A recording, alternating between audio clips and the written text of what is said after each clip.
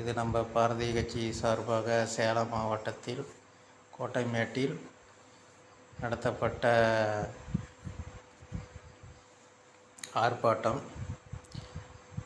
நமது பாரத பிரதமர் மோடி அவர்களையும்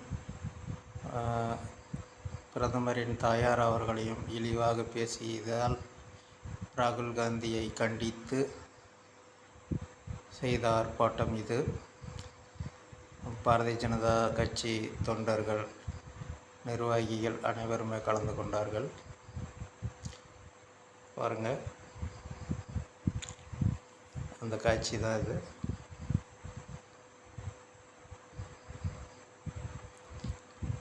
சேலம் மாவட்டம் கோட்டைமேட்டில் நடக்குது.